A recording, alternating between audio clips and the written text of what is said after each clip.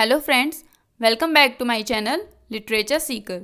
मैं हूं आपकी दोस्त माही।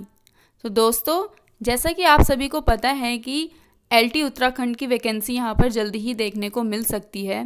तो बहुत से एस्पिरेंट ऐसे हैं जो इसकी तैयारी काफ़ी टाइम से कर रहे हैं। 2016 के बाद ये वैकेंसी अब आ रही है। तो सबसे पहले हम देखेंगे यहाँ पर कि कौन कौन से बच्चे मतलब एलटी का फॉर्म फिल कर सकते हैं और सब्जेक्ट वाइज उसकी एलिजिबिलिटी क्या होगी। बहुत से स्टूडेंट्स में कॉम्बिनेशन को लेकर कन्फ्यूज़न रहता है, तो आज मैं आपको ये सब क्लियर कर दूंगी। तो स्टार्ट करते हैं आज की वीडियो। सबसे पहले आपको बता देती हूँ कि वैकेंसी जो है 1200 पदों पर आएगी। वैसे तो 1430 पदों पर आनी थी, लेकिन अभी जैसे कि अपडेट्स आ रही हैं तो उसमें सिर्फ 1200 पदों को मेंशन किया हुआ है। और 27 सब्जेक्ट्स में ये एग्ज़ाम होगा। 27 विषयों की इसमें परीक्षा होगी। एलटी ग्रेड के लिए एलिजिबल होने के लिए हमें सबसे पहले टीईटी सेकंड क्लियर होना चाहिए। चाहे वो सीटेट हो या यूटेट हो, दोनों में से कोई भी एक हो तो भी आप एलटी के लिए एलिजिबल हो जाएंगे। यूटेट सेकंड या सीटेट सेकंड होना ही चाहिए, दोनों में से एक भी होगा तो आप एलटी का फॉर्म फिल कर सकते हैं। यूटेट और सीटेट होने के बाद सेकंड रिक्वायरमेंट जो हमारी आती है वो आती है सब्जेक्ट कॉम्बिनेशन की। सबसे ज़्यादा ज़रूरी है सब्जेक्ट कॉम्बिनेशन। इसमें बच्चों को काफ़ी कन्फ्यूज़न रहता है दोस्तों, तो वो आपका मैं आज क्लियर करती हूँ कि किस सब्जेक्ट के लिए कौन सा सब्जेक्ट कॉम्बिनेशन में आता है।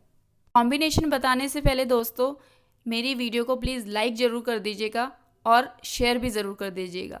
साथ ही सब्सक्राइब का बटन भी सामने होगा तो उसे प्लीज़ दबा दीजिएगा और बेल आइकन को भी ज़रूर प्रेस कर दीजिएगा, जिससे आपको मेरे लेटेस्ट वीडियो के नोटिफिकेशन मिलते रहेंगे। काफ़ी हेल्पफुल वीडियो रहेगी दोस्तों सभी के लिए, तो प्लीज़ इसे लाइक ज़रूर कर दीजिएगा। तो बढ़ते हैं हमारे सब्जेक्ट कॉम्बिनेशन की तरफ। सबसे पहला सब्जेक्ट है हमारा हिंदी। हिंदी में बताती हूँ मैं आपको कि कौन सा सब्जेक्ट इसके लिए कॉम्बिनेशन में रहेगा। भारत में किसी मान्यता प्राप्त विश्वविद्यालय से एक विषय के रूप में हिंदी के साथ स्नातक की उपाधि और एक विषय के रूप में संस्कृत के साथ इंटरमीडिएट अथवा संस्कृत के साथ समकक्ष परीक्षा। मतलब कि वो बोल रहा है अगर आपको हिंदी के साथ एलटी करना है हिंदी सब्जेक्ट से, तो उसके साथ आपको कॉम्बिनेशन के लिए संस्कृत चाहिए होगी। तो संस्कृत आपकी इंटर में या फिर आपकी ग्रेजुएशन में होनी चाहिए।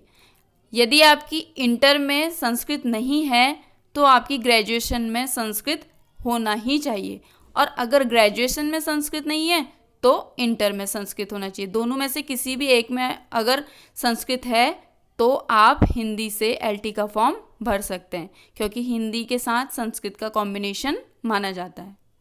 तो आई होप आपका ये कन्फ्यूज़न क्लियर हो गया होगा। तो अगर ऐसा घबराइएगा नहीं, अगर इंटर में है तो बीए में होना ज़रूरी नहीं है, यदि बीए में है तो इंटर में होना ज़रूरी नहीं है। फिर उसमें आता है कि भारत में किसी मान्यता प्राप्त विश्वविद्यालय से शिक्षा स्नातक अथवा समकक्ष उपाधि, मतलब कि आपका बीएड होना चाहिए, वो तो सभी को पता है। सेकंड सब्जेक्ट आता है हमारा इंग्लिश। तो इंग्लिश में क्या है देखते हैं। भारत में किसी मान्यता प्राप्त विश्वविद्यालय से अंग्रेजी साहित्य के साथ स्नातक की उपाधि या सरकार द्वारा मान्यता प्राप्त कोई समकक्ष उपाधि। तो इंग्लिश आपकी एक इंग्लिश लिटरेचर ग्रेजुएशन में होना चाहिए। अंग्रेजी साहित्य के साथ आपका ग्रेजुएशन होनी चाहिए, तो उसके साथ कोई कॉम्बिनेशन नहीं माना जाता इंग्लिश के साथ। तो इंग्लिश खाली होनी ही चाहिए ग्रेजुएशन में बस, और बीएड होना चाहिए, दैट्स इट। नेक्स्ट आता है हमारा मैथ्स। तो मैथ्स के लिए देखते हैं। भारत में किसी मान्यता प्राप्त विश्वविद्यालय से एक विषय के रूप में गणित के साथ स्नातक की उपाधि।